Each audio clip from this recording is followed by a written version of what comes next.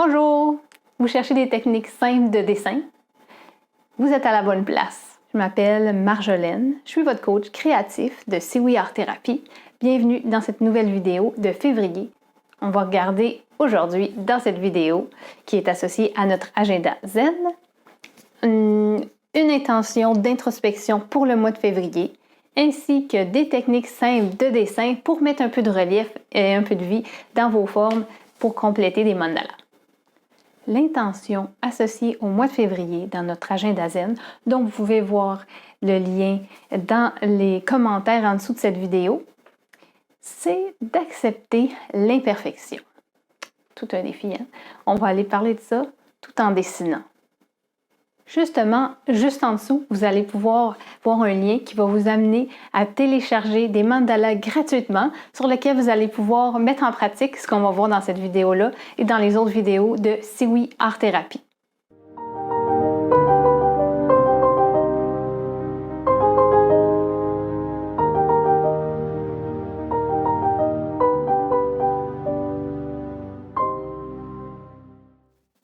Alors, pour ce mois de février, on commence avec la ligne d'aura à l'extérieur des figures qui sont tracées dans le bas de notre encadré.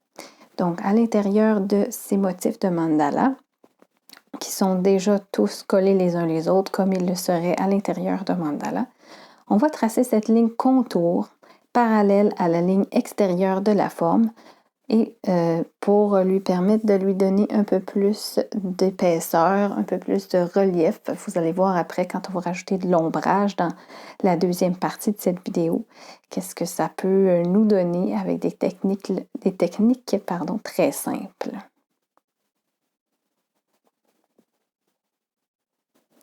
Alors, quand je vous disais bonjour l'imperfection, par exemple, on voit ici que à la fin, ça n'a pas été identique aux autres figures, la distance entre les lignes parallèles, mais c'est pas grave, l'idée c'est justement de l'accepter. C'est comme ça, c'est fait. Et d'où l'importance de ne pas utiliser de crayon et d'efface dans ces exercices-là.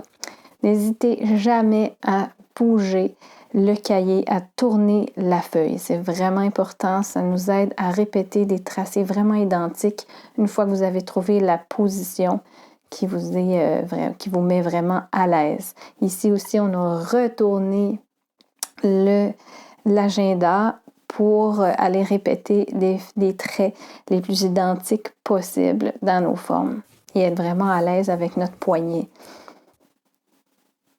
Il nous en reste un. On complète la ligne si vous voulez, aller même jusqu'au bout si ça vous fait plaisir, si vous le sentez. Et maintenant, on va aller tracer l'aura à l'intérieur de ces pétales. Je commence par répéter la ligne de gauche à chaque fois parce que je trouve qu'on est plus à l'aise quand on répète exactement le même mouvement du poignet et du crayon. Et ça nous permet de les faire plus identiques. Ensuite, je tourne la feuille pour aller répéter la seconde partie, donc l'autre ligne, toujours à l'intérieur, qui part du trait déjà tracé pour aller toucher l'interligne du bas. Maintenant, on a vu l'aura extérieure et l'aura intérieure pour des formes. On peut même jumeler les deux et aller tracer maintenant une aura extérieure pour ces figures-là aussi qui n'en ont pas. Peut-être qu'au début, vous allez trouver ça un peu chargé. Ça fait 3 lignes parallèles en fin de compte. Mais quand on va rajouter de l'épaisseur et du relief, ça va vraiment donner un autre effet. Donc, faites-moi confiance. On continue. Évidemment, ce ne sont que des suggestions, encore là.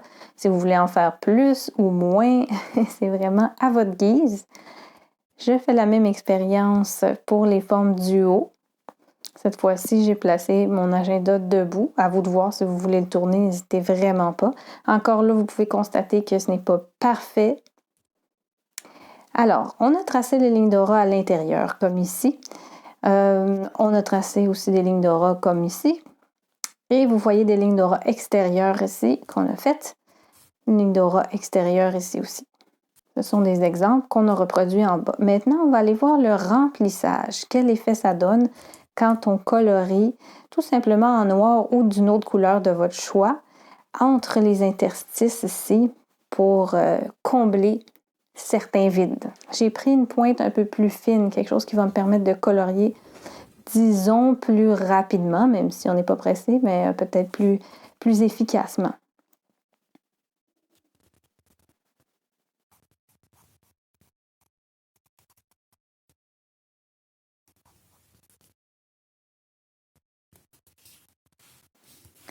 Encore là, si on regarde bien, ce n'est pas toujours parfait, peut-être dans vos traits aussi. Je place ce qui est plus pointu dans le coin et je retrace les lignes contours pour pouvoir me délimiter lorsque je vais remplir la forme. Ça, c'est un petit truc qui aide beaucoup quand il est question de colorier parce qu'encore là, on ne peut pas revenir en arrière, on ne peut pas effacer. D'où le fait d'accepter lorsque c'est pas exactement comme on l'aurait voulu. Maintenant, vous voyez cette ligne plus foncée à l'extérieur qui est juste d'un côté. On va aller reproduire cet effet-là en bas. Donc, sur une partie, comme si la lumière, comme vous voyez ici dans le cas de la vidéo, la lumière provenait de la gauche et donc projetait une ombre sur cette ligne d'aura du côté droit.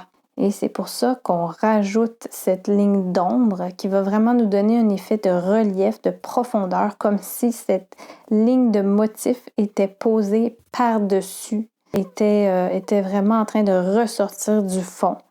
Et ça nous aide vraiment grâce à la ligne d'aura parce que si on l'avait collé directement à la forme, ça aurait un peu moins respiré.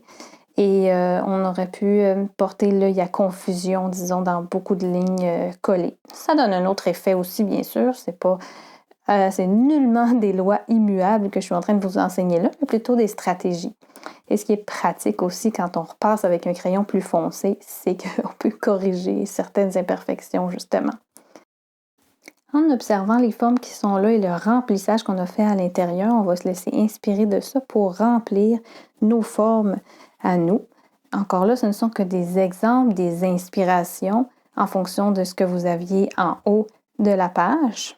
Et on répète dans autant de figures que vous voulez, toujours le même type de ligne. Vous pouvez aller comme ça jusqu'au bout de la rangée ou vous gardez certains motifs pour en essayer d'autres. Ici, je vais reprendre justement ce qu'on voyait en haut avec plein de petits arcs de cercle qui se superposent. Qui donne un effet peut-être, si vous voulez mettre un mot dessus, d'écailles de poisson, surtout dans cette forme-là. Et voilà, on ne fait que répéter et remplir la figure. Maintenant, on va prendre un crayon un peu plus épais ou bien le même mais en repassant plusieurs fois pour utiliser la même technique que sur la ligne juste en dessous avec l'aura extérieure et rajouter de l'ombre. Et puis, ça va être tout pour ça. Je vous laisse compléter et je vous donne un petit exemple de comment remplir ces figures-là. Donc, merci d'avoir été là. En résumé, ce qu'on a vu aujourd'hui, c'est différentes techniques de dessin de base pour tracer des auras à l'intérieur ou à l'extérieur de formes simples et mettre ainsi un petit peu de relief. N'oubliez pas que pour mettre en pratique tout ce que vous avez appris, vous avez en dessous de cette vidéo un lien pour aller télécharger des mandalas que j'ai dessinés à la main. Ils sont gratuits, juste pour vous. Profitez-en. Et on se revoit dans une prochaine vidéo. Toutes questions, tout commentaire sont bienvenus et de vous abonner à cette chaîne pour m'encourager. Merci!